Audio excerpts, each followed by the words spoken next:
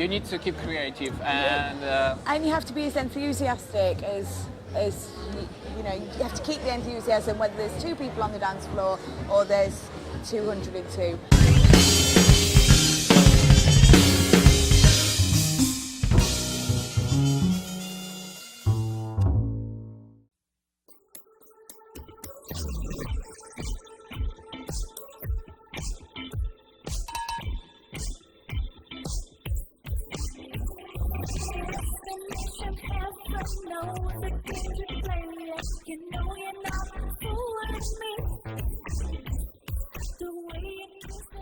I'm Kathy Diamond. Okay. Maximilian Skiba. yeah. Okay.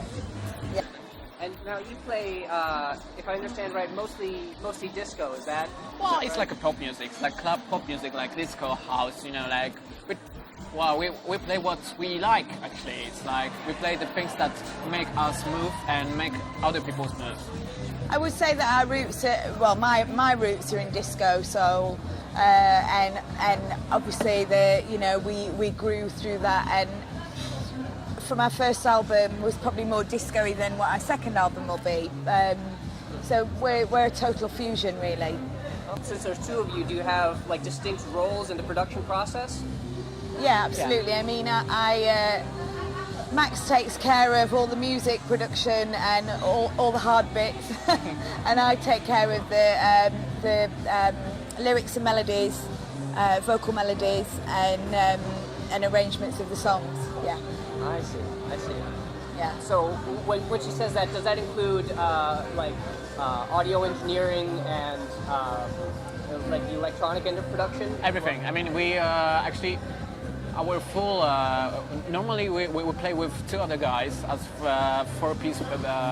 4 members band on stage with another guitarist and drummer, and normally since a couple of months we mostly record, you know, like acoustic guitar, like pianos and like real instruments, and my role is to put it all together and to create it and to, well, actually I start also from the scratch, playing the music on piano, then I give it to Kathy and she puts her, you know, song together on the track. And it's funny because Max lives in Poland, I live in Germany, and we've always worked remotely with each other. Yeah. So the internet plays a massive part in it. Whenever we are on we tour, never particularly sit in a room and write together. No. We kind of either Max would send me beats and a track of music, and then I'll listen and get inspired and write to that. Or sometimes I've got an a cappella or something, words, you know, and just we work it like a little jigsaw really, and send it back and forth over the internet with the help of GarageBand and of course when we transfer and when we are on tour we join the forces, you know, and we try to spend some time together and spend all play our together. time. Actually, we work separately. We still work separately, but it's good because we know our parts that we play that are kind of our strong points. For instance, I would never tell Max how to do his job because he's just, to me, he's genius, and he's my, you know, I suppose you're my Elton John to my Birdie Talking kind of thing, and I can't. In my eyes, you know, you can't perfect perfection, and to me, he's the perfect writer for me. I've written with a lot of people before, and it's been hard work. Not always. I mean, a lot of the time it's nice, but sometimes it's been totally hard work. But with Max, it is just so natural and easy, and I think that's when you know you've got a good writing partner, when you're just completely on the same page, and you think it's going to be one kind of song and it turns into something completely different, and you're both happy with it, and it's just about us growing as a writing team as well as a band, really. Yeah, we give ourselves a lot of freedom. I strongly believe in Kathy's skills, and always I let her what she wants to do, and she believes in me, and this is, you know, I think that's why it works. And and we communicate, you know, in a private life too. So it's like, you know, it's like friendship in music writing, friendship in life. everywhere. So we're the Mutual Appreciation Society. but that's good. Yeah, we love ourselves. No, we love each other. We love I ourselves. do love you, actually. Yeah, no. I love myself. But yeah, seriously, I feel genuinely lucky to be able to write with someone like Max, because we connect so well. And that's it really, and it makes it easy and it's more enjoyable, and hopefully the songs will keep coming. Yeah. Well, it sounds like there's really not one process, but two separate processes that can work together. Where does that start for you? I would say for me, obviously I get inspired by the tracks that Max will send me, but if I say just out of the blue, if I'm shopping and I get some kind of melody or some kind of, I'm inspired by something, I think that we're quite lucky these days that we all have our iPhones, and when I started writing music 20 years ago, or writing songs 20 years ago, I was constantly walking around with a tape dictaphone and my pad of paper. These days I've got a mini iPad and my iPhone, and just straight on that. But so it's simple. It's just simple stuff, and but obviously it comes from Max. Okay, well, how about you? My part. So, well, it's like it's nearly the same. It's like when I'm walking somewhere, I get like idea from from the entourage that it's around me. I just try to record it as fast as possible. Sometimes, the funny thing is that I dream often about tracks, where I've got like dreams, and I've got like melody that comes in my dream, and if I've got this possibility to wake up in the same time and I still remember the melody, I try to sing it to my phone or somewhere. I try to write it or try to play it a little bit just to keep this idea. Sometimes when I woke up, it's like, oh no, it's really not interesting, I won't take it, but I save it, and then sometimes after I'm still, I come back somehow to this moment when I got really excited about some kind of melody. This is where actually a few of my songs were born. I dreamt about it. But no, not only this. I try as much as I can playing piano. It's like I'm playing songs of my favorites. Bosses like Hitbush, Chic, I'm just playing like hours and hours, and I start, suddenly I'm like bored already, and I'm like, no, I'm gonna play something, I just start to noodling on piano, the Chopin would do, and then it starts to be like the creation of new tracks. Some of the new tracks that we're gonna perform tonight were born this way. Yeah. How do you go about developing that into something that's ready for release? Oh wow, it's like a really long process.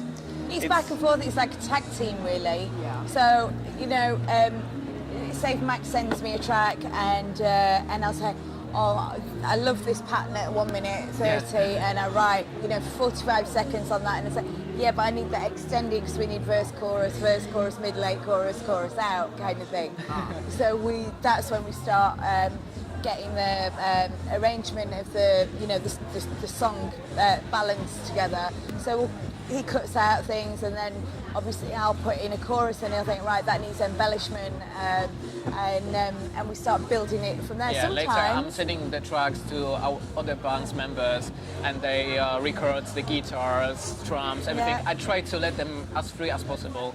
If I don't like something, I just don't use it. I never say them that this is I won't use it. No. I just use the parts that I like, and then we create something together, and everyone is happy about this. So that's why, every member of our little family is always really enthusiastic about our music, because it's like, I think like everybody puts their hearts I think in the we've work. just got a real positive energy about it, and there's always surprises where you kind of think, oh, that's going to be the chorus, that's going to be the verse, and then all of a sudden it switches, and you're like, where did that come from?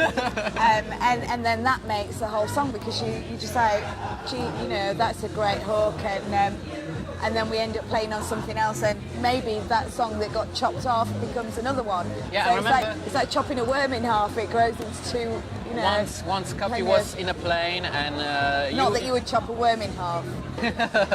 So does your production follow like any patterns in the timeline you have? No. It's like pretty. It's spontaneous. Yeah. It's spontaneous. I mean, do you have like a season that you write? Do you segregate your producing from your You performing? you collect the stuff all the time, but there are certain moments when you know, like, okay, we've got this, that. We need to finish. We Maybe have to do. We have Yeah. to be regimented sometimes, but we're pretty bad on that actually. If there's one thing, we're not 9 to 5. It's like you do it when you're inspired, when you want to do it, but at some point you've got to finish making that record, because otherwise you're going to be one of those bands or one of those producers that never finishes anything. Yeah. And where's that going to get you? It's just going to bring you heartache, because you're never going to finish that track that you thought was going to be a hit single. At least if you finish it, you've got a chance of it being a hit single. If it's still in your computer in your bedroom, then it'll stay there. Yeah, I mean, the thing is, like, we are creating all the time, and it's like, I mean, the thing is that sometimes you get the inspiration from the, things or places that you never would think about, and so there's always, we've got like a bag of inspirations, and it's always like, okay, so let's write something, and I'm like, Kathy, I've got like 15 ideas. And she's like, I've been like writing 3 songs lately, and we just keep on, we just exchange this. It's like a relay race. Yeah. Good way to put it. Yeah. So do you have quite a lot of ideas in the rubbish bin, or do you end up using all of them? There is no rubbish bin. There is no rubbish bin. We that's terrible. There is no rubbish. No, we. But there's not. Yeah. It's trash. We always tend to recycle things round. We just try and rework things, because everything, all your ideas come from some good place. Obviously, there's going to be the odd line here and there, or the odd melody that doesn't get used, but we do try and, we're quite green with our songs. We like to recycle. Sometimes it's like, you've got like one idea, and you think, oh, okay, it's gonna be like this or like that, and you never finish it this way, and then there's like some opportunity. You need to have like a track, and then you like, oh my god, I have something like this, and you start to play, and you're like, oh my god, it's so good, and it starts to be like something completely different. There's no trash bin. It's like creative soup of ideas boiling. Yeah. Bubbling. Yeah.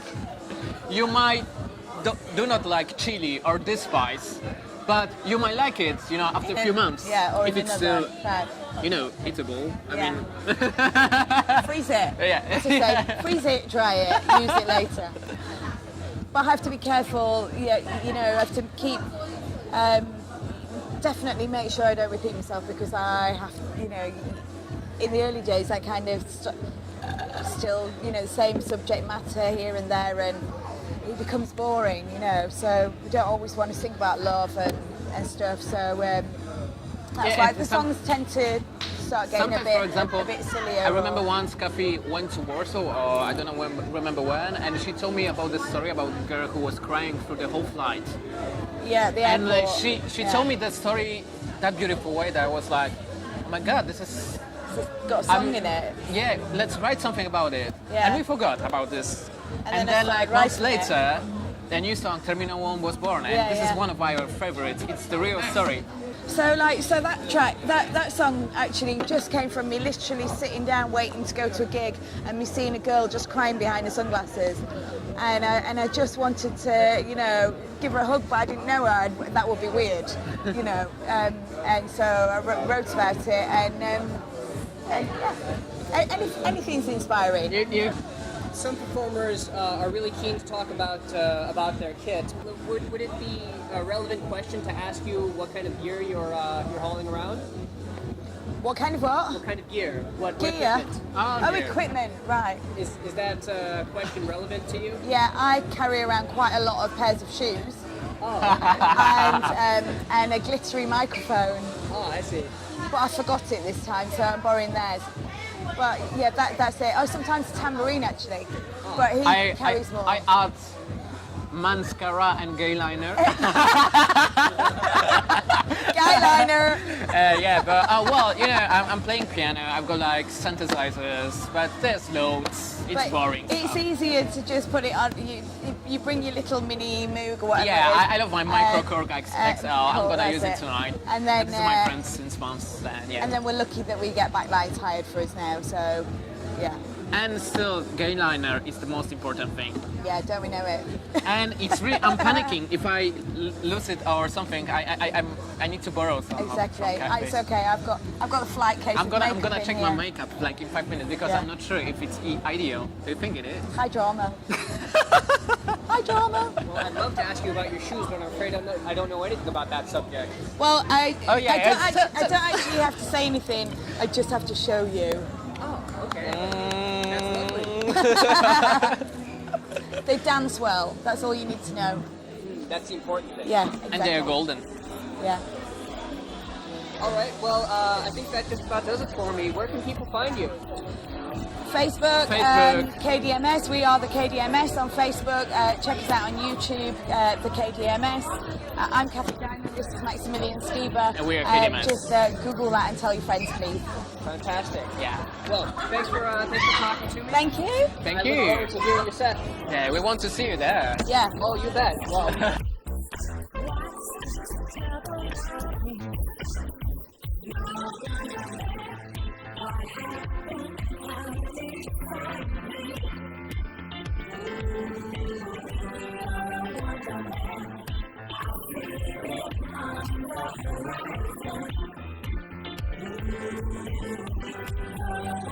Back to the studio.